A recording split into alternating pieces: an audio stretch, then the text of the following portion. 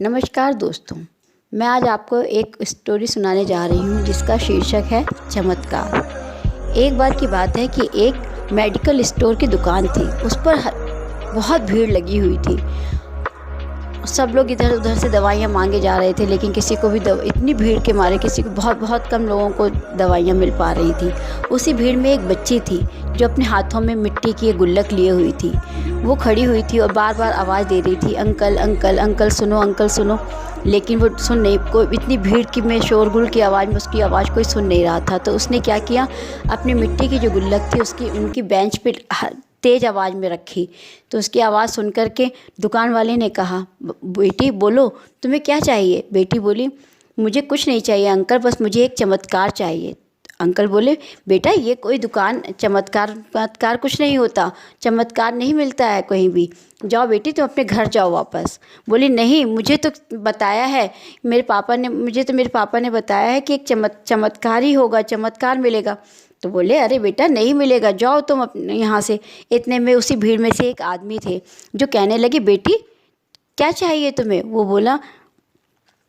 वो बोली कि मुझे चमत्कार चाहिए अंकल। तो बोली, चमत्कार, अच्छा बताओ तुमसे किसने कहा है कि चमत्कार मिलेगा।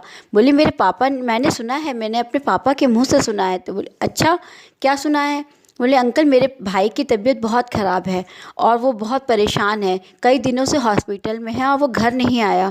तो एक दिन मैंने अपने मम्मी पापा को बात करते हुए सुना था। तो पापा मम्मी से कह रहे थे कि भाई तभी वापस आ सकता है जब उसका ऑपरेशन होगा, और ऑपरेशन होगा तो एक चमत्कार होगा और भाई वापस आ जाएगा। तो मम्मी ने कहा, तो क्या हुआ। तो पापा ने कहा, उसके लिए पैसे चाहिए। तो और पैसे कहाँ से आएंगे। तो पापा बोले, एक चमत्कार से ही आ सकते हैं पैसे। तो बस मैंने यही बात सुनी थी और मैंने सोचा मेरे पास जो पैसे हैं मैं उन्हें लेकर के दुकान पे जाऊं और चमत्कार ले आऊं। तो अंकल बोले, नहीं बेटा चमत्कार ऐसे नहीं मिलता है। लो अच्छा बताओ, ठीक है मैं दूंगा तुम्हें चमत्कार, बताओ तुम्हारे पास कितने पैसे हैं। उस लड़की ने वो मिट्टी की गुल्लक वहीं फोड़ दी और उसमें से एक एक करके अपने पैसे उठाते हुए गिनने लगी और बोली, 19 रुपये हैं अंकल। तो उन्होंने कहा, ठीक है ये पैसे मुझे दे दो, लाओ मैं तुम्हें देता हूँ चमत्कार। पता है क्या था, वो आदमी और कोई नहीं था, वो एक बहुत बड़े सर्जन थे जिन्होंने कहा कि लाओ मैं, फिर वो, कहाँ है तुम्हारे पापा मम्मी, मुझे मिलवाओ। वो अपने पापा मम्मी के पास लेके गई और उन्होंने डॉक्टर ने उसके पापा से बात करी। तो उनके पापा ने कहा कि मेरे बेटे की तबीयत बहुत ख़राब है, इसको ऑपरेशन होना है और हमारे पास इतने पैसे नहीं हैं। डॉक्टर ने कहा, नहीं उनकी फ़ीस तो मुझे मिल गई है, लाइए मैं आपके बेटे का ऑपरेशन करूँगा। डॉक्टर ने ऑपरेशन किया और वो बेटे की जान बचाई उनके, और वो चमत्कार हो गया। तब उन्होंने अपनी बेटी से कहा, देखा बेटी हो गया ना चमत्कार। बोली, हाँ पापा हो गया चमत्कार। इसके बाद वो सब लोग मिल कर के, भाई बहन पापा मम्मी सब हैप्पी फैमिली की तरह वो खुश होकर के खेल रहे थे।